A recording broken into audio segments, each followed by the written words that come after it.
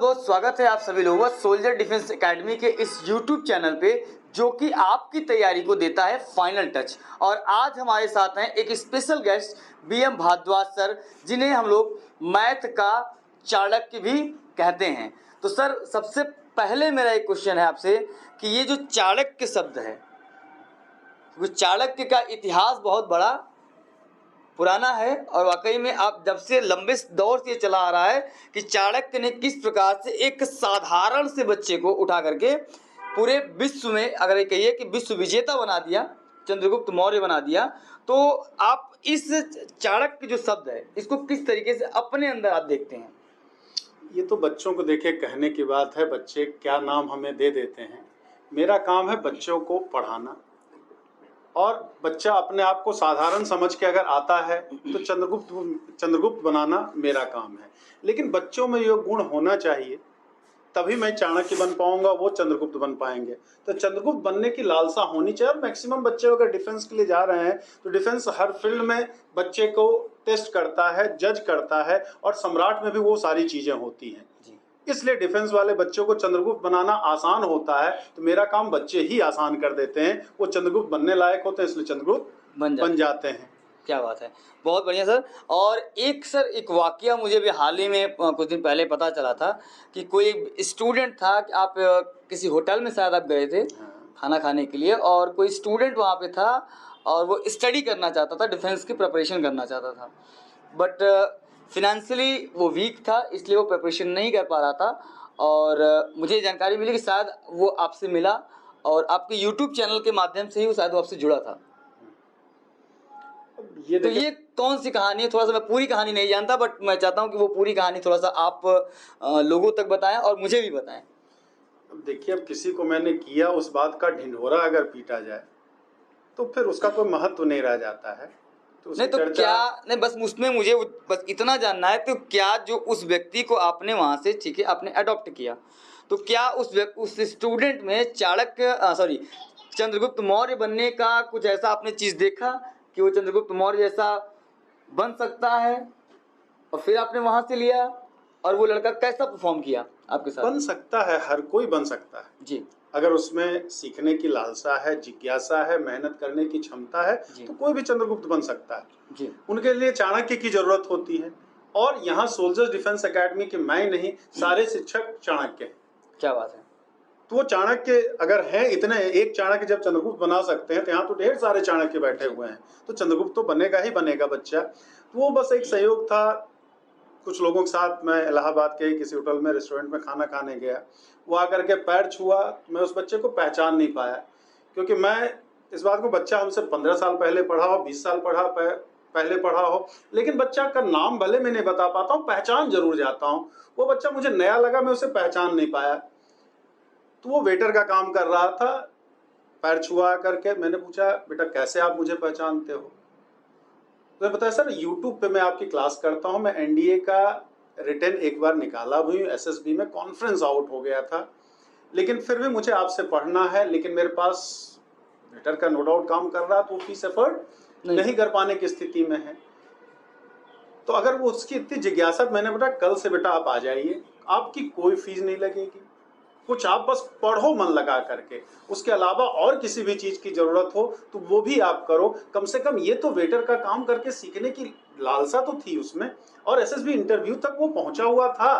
तो एग्जाम तो आज न कल निकाल ही लेगा, निकालना तय है उसका, निकालेगा ही निकालेगा। और इधर अगर एसएसबी में देखिए किसका होता है किसका नहीं होता, कोई श्योर नहीं होता हमारा, लेकिन वो जिस फील्ड में भी रहेगा, जहां भी रहेगा, वो टॉप पे पहुंचेगा ही पहुंचेगा, ये मुझे पूरी उम्मीद है। बिल्कुल सर। और एक चीज़ और मैं जानता, जैसा कि पहले के स्टूडेंट का एक गुरु के प्रति जो एक समर्पण था, पहले जो स्टूडेंट आते थे उनका पढ़ाई के प्रति जो डेडिकेशन या गुरु के प्रति समर्पण जो रहता था, और आज के समय में जिस तरीके से चीज़ें हैं, तो थोड़ी सी प्रकृतियां बदली हैं। तो इसको आप किस नज़रिए से देखते हैं कि पहले का लड़का ज़्यादा मेहनती था या आज का लड़का ज़्यादा मेहनती है, और ट्रेंड बदल क्यों रहा है इतना तेज कि मतलब सिलेक्शन का रेशियो पहले से अगर आप देखेंगे तो थोड़ा सा वो पैरामीटर डाउन होता है? नहीं नहीं, ऐसी बात नहीं कह सकते हैं। पहले का आज जो 25-26 साल मुझे पढ़ाते हो गया जी। या मैं अपने समय में पढ़ता भी था, जी। उस समय के बच्चे भी उतने ही मेहनती थे और आज के बच्चे भी उतने ही मेहनती हैं। जी। उस समय सीट कम था तो भी नंबर ऑफ कैंडिडेट्स भी कम थे, आज सीट्स बढ़ गया है तो नंबर ऑफ कैंडिडेट्स भी बढ़ गए हैं। और आज की डेट में जानते हैं मेहनत और ज्यादा करनी होती है जी। उस समय क्या होता है कि स्कूल का टेक्स्ट बुक होता था, उससे पढ़ना होता था। आज सोशल मीडिया के जमाने में इतने सारे मैटर्स है बच्चों के पास, और खास करके यूट्यूब प्लेटफॉर्म पे या गूगल पे या फेसबुक पे, तो हर कोई, कुछ अच्छे लोग भी हैं, कुछ वैसे लोग भी 2 सेकंड में पढ़ा दूंगा, 4 सेकंड में मैं ये सिखा दूंगा। तो बच्चा आज की डेट में ज्यादा मेहनत कर रहा है, बट आउटपुट उसे इसलिए कम मिल रहा है क्योंकि बच्चा उस पे समय ज्यादा व्यर्थ कर देता है। जो पढ़ना उस पे समय ना दे करके जो नहीं पढ़ना है उस पे ज्यादा समय व्यर्थ कर देता है। तो उससे बच्चों को मेहनत तो ज्यादा कर रहा है लेकिन रिजल्ट उस मेहनत के हिसाब से उसको नहीं मिल पा रहा है क्योंकि बच्चा भटक रहा है। मैं बार बार कहता हूं कि आपको 10 जगह पढ़ने से बढ़िया, 10 किताबों को पढ़ने से बढ़िया होता है एक किताब को आपको 10 बार पढ़ने की जरूरत होती है। अगर आपका कॉन्सेप्ट क्लियर है, तो आप कैसे भी उस पे क्वेश्चंस है, किसी भी सब्जेक्ट में, मैथ्स की बात नहीं कर रहा हूं, किसी भी सब्जेक्ट की बात कर रहा हूं, अगर कॉन्सेप्ट क्लियर है तो उससे कैसा भी एग्जाम में क्वेश्चंस पूछा जाए उस क्वेश्चंस को आप सॉल्व कर लोगे। लेकिन आप केवल ट्रिक पे, केवल फार्मूले पे रहते हो तो आपसे अगर उसी टाइप का क्वेश्चन पूछेगा तब तो आप लगा लोगे। लेकिन अगर थोड़ा सा चेंजेस, क्योंकि जितना तेजी से आप सीखते हो यूपीएससी अपना पैटर्न उससे ज्यादा तेजी से चेंज कर लेता है। आज से 3-4 साल पहले एनडीए में ट्रिकी क्वेश्चंस पूछे जाते थे या थोड़े से लेंदी भी पूछे जाते थे। आज की डेट में इधर 3-4 बार से एनडीए में हो रहा है कि कॉन्सेप्चुअल क्वेश्चंस ज्यादा पूछे जाते हैं। एक क्वेश्चंस पूछा, उसके first, second, third, fourth 4 statement दे दिए। अब ये पूछ लेता कि इसमें कौन कौन सा सही है। तो अगर आप चारों के बारे, जो सही है उसके बारे में भी जानना होगा और जो गलत है उसके बारे में भी जानना होगा, तब जाकर के आप करेक्ट आंसर्स तक पहुंच पाते हो। तो यूपीएससी मजाक बिल्कुल नहीं करती है, यूपीएससी लगातार पैटर्न को चेंज करती रहती है और आपको उसके हिसाब से अपडेट होना पड़ता, आपको भी, और आपको पढ़ाने के लिए मुझे भी अपडेट होना पड़ता है क्योंकि 25 साल में बहुत बार हर 3-4 साल बाद यूपीएससी अपना पैटर्न बिल्कुल चेंज कर लेती है। चाहे यूपीएससी का एग्जाम एनडीए का हो, एयरफोर्स का हो, नेवी का हो, जो भी एग्जाम हो, पैटर्न 3-4 साल में चेंज होना होता है। तो इसीलिए लेटेस्ट पैटर्न पे आपको देखना होता है पिछले 3-4 बार में कैसे क्वेश्चंस पूछे जाते हैं और उस हिसाब से अपने आप को प्रिपेयर करना होता है। और इसलिए कोचिंग ज्वाइन की जाती है कि कोचिंग में आपको यही होता है जो चीज आप 10 बार में पढ़ के समझोगे, क्योंकि मैं 25 साल से पढ़ा रहा हूं, पुराने पैटर्न को भी जान रहा हूं, न्यू पैटर्न को भी जान रहा हूं, तो न्यू पैटर्न के हिसाब से कम समय में आपको तैयार कराया जा सके, आपसे टेस्ट लिया जा सके, ओरल क्वेश्चंस पूछे जा सके, मॉडल पेपर आपको कराया जा सके और उस पर प्रैक्टिस पेपर आपको दिया जा सके, जिससे कि नए पैटर्न पे आप अपने आप को तैयार कर सकें और आसानी से आप एग्जाम को क्रैक कर सकें। कभी भी एग्जाम में ये मान के मत चलिए कि मेरा 3 अटेम्प्ट है, 4 अटेम्प्ट है। फर्स्ट अटेम्प्ट को अगर आप लास्ट अटेम्प्ट लेकर के चलोगे तो फर्स्ट अटेम्प्ट में ही आपका सिलेक्शन होगा ही होगा।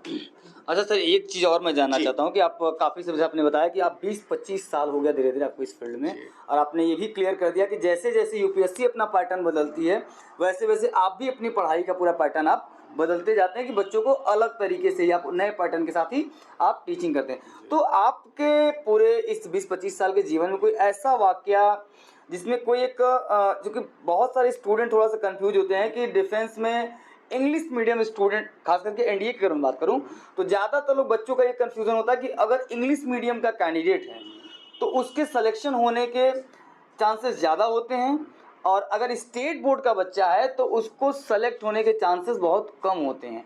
तो कोई एक ऐसा कोई वाकया हो जो कि आपको कोई बच्चा मिला हो इस तरीके का, और जो कि प्योर हिंदी मीडियम का हो या पूर्वांचल से हो, क्योंकि आप पटना से बिलोंग करने वाले हैं तो आप जाहिर सी बात है आपका लगाव भी तो पूर्वांचल से होगा, तो कोई पूर्वांचल का कैंडिडेट हो और वो सेलेक्ट होकर के आपसे मिला हो, ऐसा कोई वाकया? कोई ऐसा एक वाक्य की बात कहें, कई वाक्य ऐसे होते हैं, कई वाक्य हैं, कई वाक्य हैं जी जी। लेकिन फिर भी एक आश्चर्यजनक सिलेक्शन शायद 3 साल पहले एक शिवम गाजीपुर का बच्चा था। अच्छा जी। कायदे से ना वो इंग्लिश बोल पाता था, ना कायदे से हिंदी बोल पाता था, प्योर भोजपुरी वाला वो कैंडिडेट था जी। लेकिन फाइनली वो रिकमेंड हुआ और 12th में रहते ही रिकमेंड हुआ, फर्स्ट अटेम्प्ट में रिकमेंड हुआ। एनडीए क्या एनडीए में रिकमेंड हुआ। क्या बात है, बहुत बड़ी चीज है कि एक कमीशन लेवल की जॉब।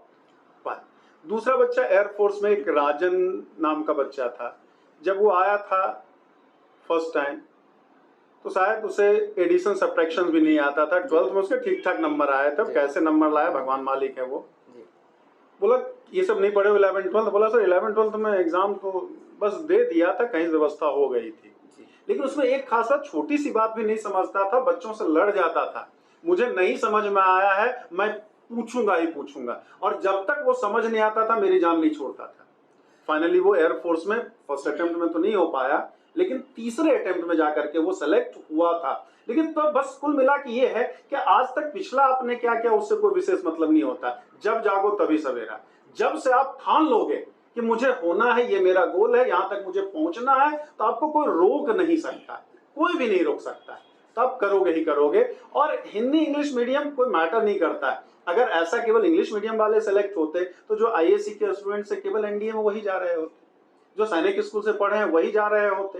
लेकिन सैनिक स्कूल में चूंकि 7 साल ट्रेन कराया जाता है तो नंबर ऑफ सिलेक्शंस ज्यादा होता है, मीडियम की वजह से नहीं होता है। वो 6 साल 7 साल उसके पीछे लगे होते हैं, उनकी 7 साल की मेहनत होती है। कायदे से अगर देखें तो उनसे ज्यादा टफ एसएसबी इंटरव्यू लिया जाता है, इंटरव्यू उनका ज्यादा टफ होता है। एक हिंदी माध्यम का बच्चा, गांव का बच्चा जाता, उनका एसएसबी इंटरव्यू लेने का तरीका कुछ और होता है, और सैनिक स्कूल का बच्चा जाता है, इंग्लिश मीडियम का बच्चा जाता है, तो उनके इंटरव्यू का प्रोसेस थोड़ा सा अलग होता है, क्योंकि उनसे एक्सपेक्टेशंस कम होती है, और सैनिक स्कूल के बच्चों के से एक्सपेक्टेशंस ऑफिसर्स की भी ज्यादा होती है।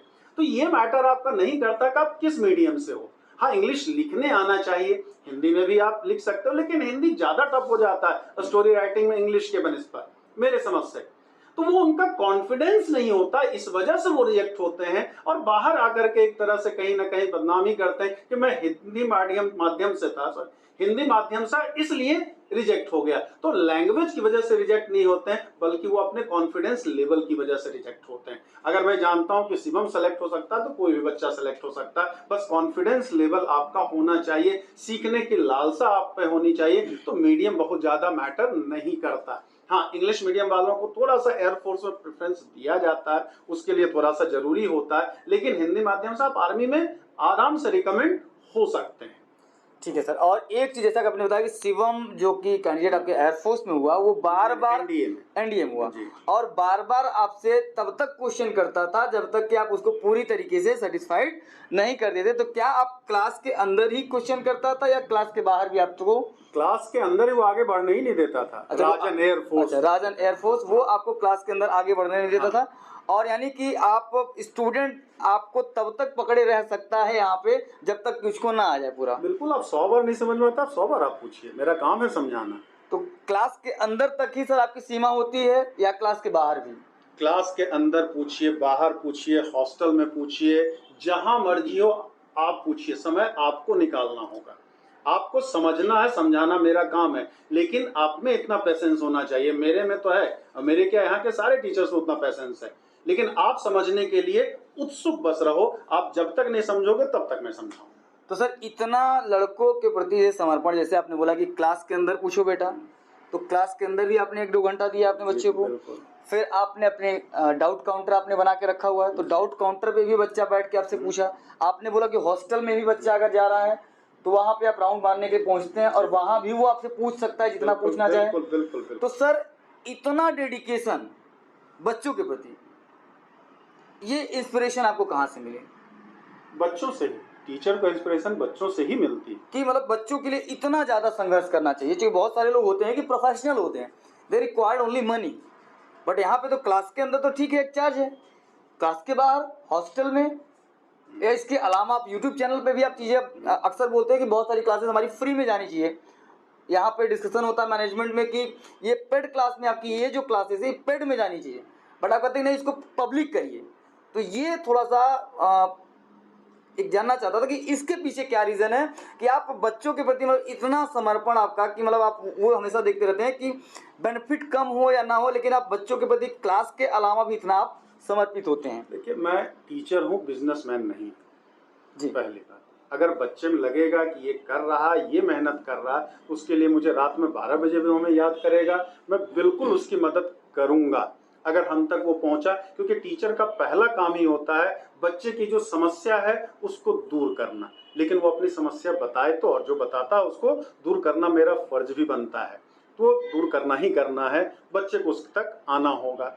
मैं बताया ना कि बिजनेसमैन अलग चीज हो जाता है और टीचर अलग चीज हो जाता है। अब बाकी विद्या है तो जमाने से हमारे सनातन धर्म में कहा गया विद्या दान की चीज होती है, बेचने की चीज नहीं होती जी। हाँ, लेकिन कुछ मजबूरियां होती है, कुछ रिसोर्सेस में कुछ खर्च होते हैं, उसके लिए कुछ फीस रखी जाती है। जी बिल्कुल। तो जो देने लायक है बिल्कुल वो देता है, उससे भी लेते हैं। लेकिन अगर टीचर और स्टूडेंट्स के बीच में अगर केवल पैसे की बात आ जाएगी तो मैं शायद ना पढ़ा पाऊंगा ना वो पढ़ पाएगा, यानी तो कि वो बातें बीच में नहीं आनी। यानी कि प्योर आप एज अ शिक्षक के रूप में आप देखते हैं हमेशा अपने आप को कि एज अ बिजनेसमैन के रूप में आप नहीं देखते, इसी वजह से आप जो है बच्चों को एक्स्ट्रा टाइम भी अगर देते हैं या एक्स्ट्रा समय देते हैं या मटेरियल तक भी आप प्रोवाइड कराते हैं उनके बच्चों को, कि केवल इस पर्पज से कि ये मेरा स्टूडेंट है और मैं इसका शिक्षक हूँ और मुझे इसके फाइनली इसकी सिलेक्शन से मुझे मतलब है। सबसे ज्यादा मुझे खुशी तभी मिलेगी जी, कौन पैसा दिया, क्या दिया, नहीं दिया, हमसे उससे कोई मतलब नहीं होता है, वो मैनेजमेंट का काम होता है, मैनेजमेंट समझे, क्योंकि मैनेजमेंट की कुछ मजबूरियां होती हैं, वो खर्चे निकालने होते हैं उसे। लेकिन जब मेरे पास वो पहुंचा तो फिर मेरा वो काम नहीं रह जाता है कि क्या दिया नहीं है, वो पूछ रहा है, उसकी जो समस्या है वो दूर करना मेरा पहला कर्तव्य होता है, बाकी चीजें फिर सेकेंडरी हो जाती हैं। बहुत बहुत कमाल की बात है कि जैसा कि चाणक्य की अगर बात करते हैं तो वाकई में चाणक्य वाले गुण के अंदर एक मतलब नजर आते हैं कि मतलब जहां इनको क्लियर कट होता है कि हमें चाहे जैसे जो हमारा शिष्य है उसको उसकी मंजिल तक पहुंचाना है, वो हमारा मुख्य उद्देश्य है। और बाकी अब अगर वो कैंडिडेट उतना इंटरेस्टेड है, अगर वाकई में उस जगह पर पहुंचना चाहता है तो इनकी जितनी भी सहायता लेना चाहे वो सहायता देने से आप पीछे नहीं हटेंगे। बिल्कुल। तो चलिए बहुत बहुत धन्यवाद सर आपका आज के इस सेशन में हमारे साथ जुड़ने के लिए। Thank you so much sir. बहुत बहुत धन्यवाद Rupesh ji. Thank you sir.